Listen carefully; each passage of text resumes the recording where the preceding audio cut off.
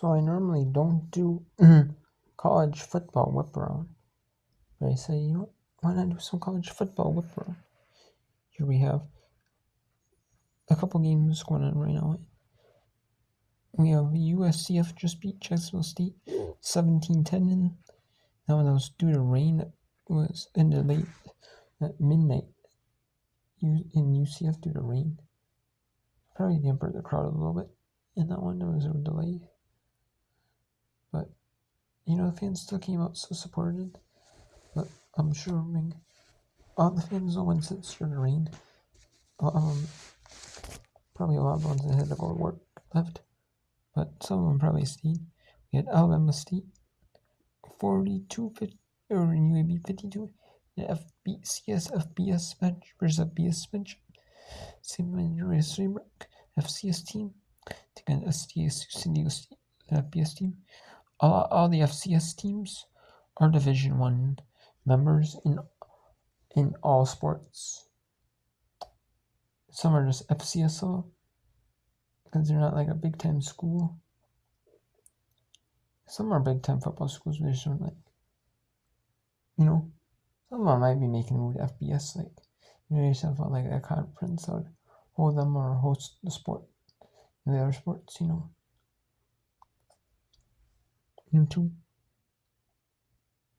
Like North Dakota State.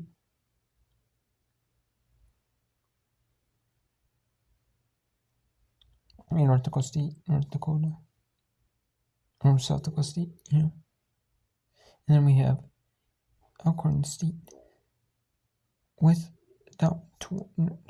it's Northwestern State 20, Alcorn State 10, in an FCS football match.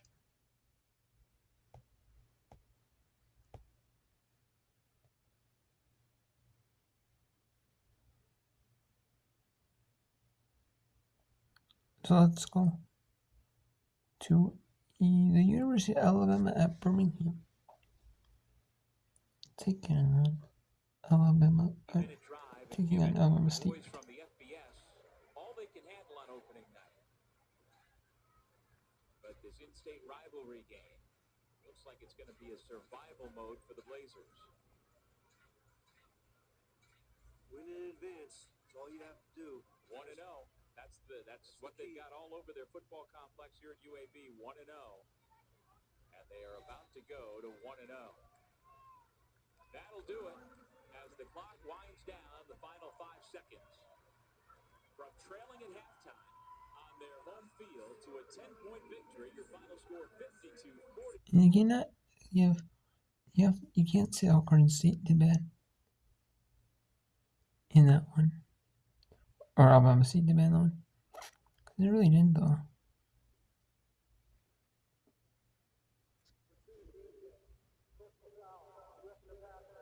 So we have 5:09. Now ESPN has their new scoreboard, and the thing is, with some games you see, like I've seen some sporting events in ESPN, or like lacrosse. Some of the game,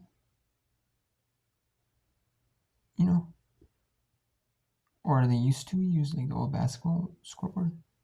But some of them they put the new scoreboards in. ESPN they revamped it, and you got Northwestern State 20, Alcorn State 10 with 4:53 and counting here in this fourth quarter here.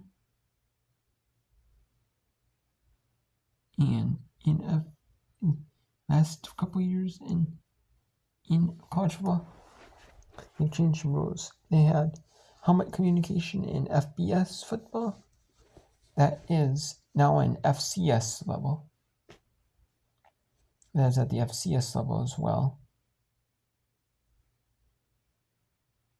We also have and this game was due to weather. There was a little bit of delay because it's already like almost 11:30 Central Time. So there is a delay. There was like a little weather delay in this game.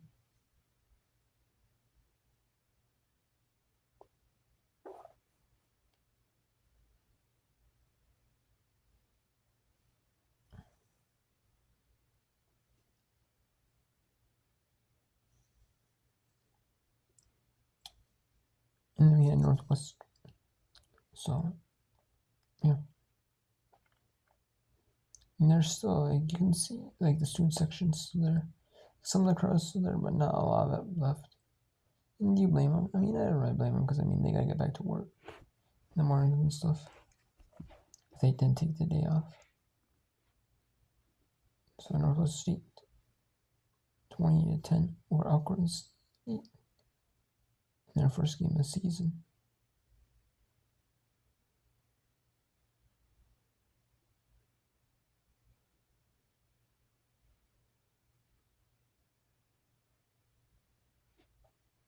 And then we have San Diego State and Stony Brook in an FCS versus FBS match.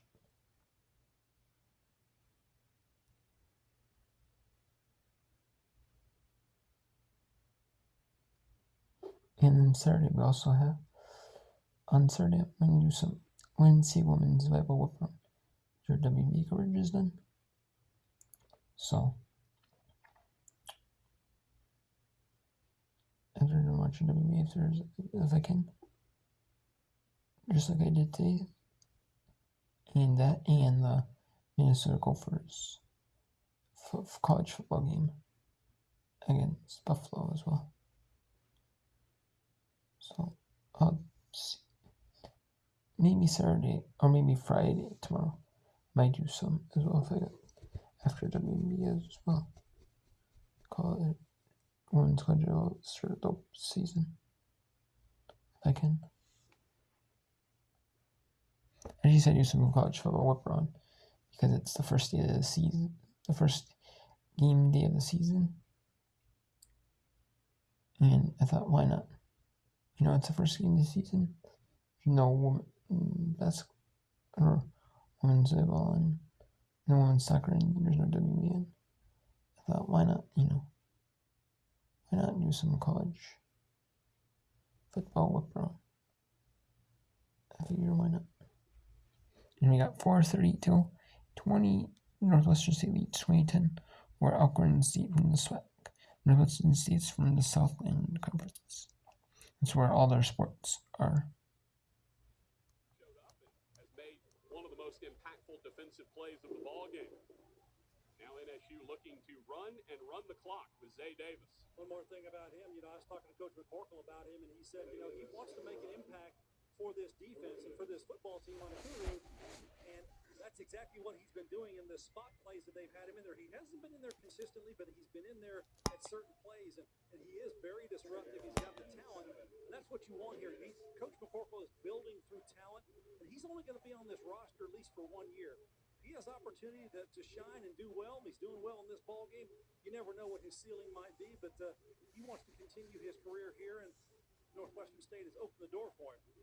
If Northwestern does end up holding on to win this ball game, it will be thanks to 2 drives in the second half, a 6-minute drive to score a touchdown, and then a 6-minute drive. That's the one that ended up with the interception return for touchdown. But Gary, the way that Northwestern State has flipped the plays and time of possession in this second half. It really has, and they've done long drives. They've burned clocks specifically, and the total numbers of plays. They have flipped the script here, and they are now on top in those categories: total plays and total time that they have had possession of the football.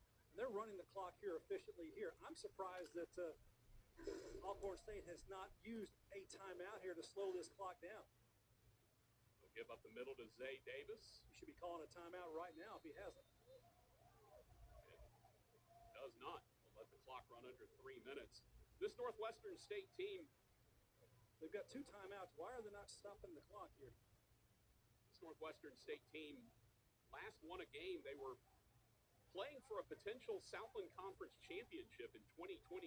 Their last 2 games, they lost on the road at Southeastern Louisiana and lost at home to Incarnate Word. And actually, the trophy presentation was here at Turpin Stadium for Incarnate Word in that 22 season.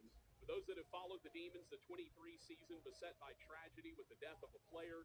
That season cut short after 6 games. The Demons were 0-6 that year. And then last year, under first-year head coach Blaine McCorkle, the youngest team in America, they cleaned house and brought in a bevy of freshmen. that team went 0-12. So Northwestern State, the final 2 games of 22, all 6 games in 23, and 12 games in 24.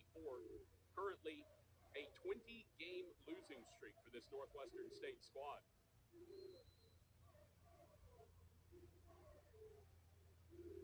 Well, there's going to be a lot of joy here if this happens to go the way of the Demons here with these last 2 minutes and 27 seconds. It's been a long time coming here at Northwestern State.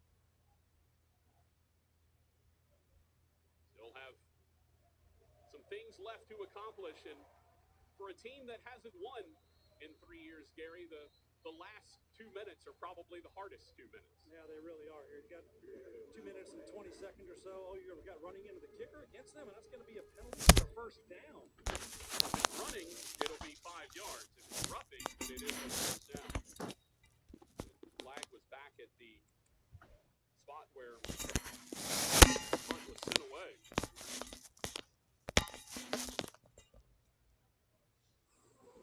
Evans has been handling the punting. Got the kicking leg. So the plant leg is the 15-yarder. The kicking leg is the 5-yarder, from what I understand. I think the blame McCorkle may take the ball inside the 10-yard line. You could also go half the distance from there, I'd imagine. Actually, he just said field goal. So they may take the 5 yards and attempt a field goal here.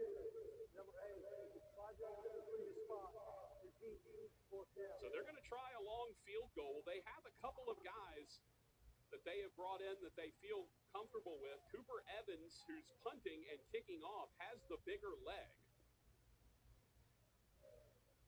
So they put the ball inside the 35-yard line.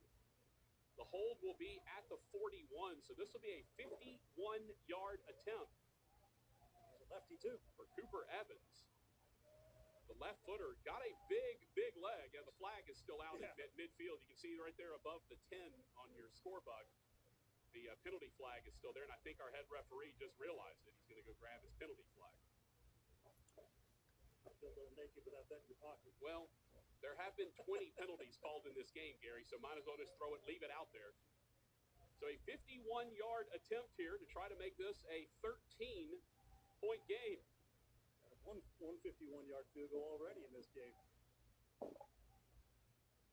Snap is low. Not bad. Hold is Look good. at it. Kick is wide right. Good leg. It's okay. Decent field position here, I think, though, for Alcorn State. Alcorn will get some decent field position out of this. So they're going to have to get a couple scores on the board here pretty quickly. They've got 2 timeouts left here in 2 minutes and 18 seconds. So a little work to do here. They've got to work the field. They've got to get out of bounds. They've got to manage the clock while they're trying to move the ball down the field. I do want to warn you, though. Task. I do want to warn you, there is one timeout at 2 minutes left. One of those two-minute timeouts? Yeah, I just wanted to warn you about that. Okay. Thing stops when it goes to 2 minutes, right? Correct. Just warning you that that's coming. Quick throw to the outside. Is that caught?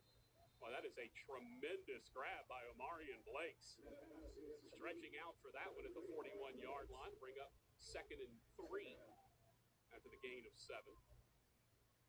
Trying to get one more play off before that 2-minute timeout.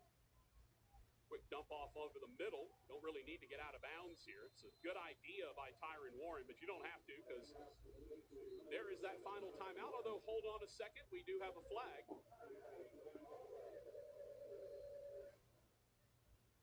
And that's once again former Independence Bowl chairman Trey Giglio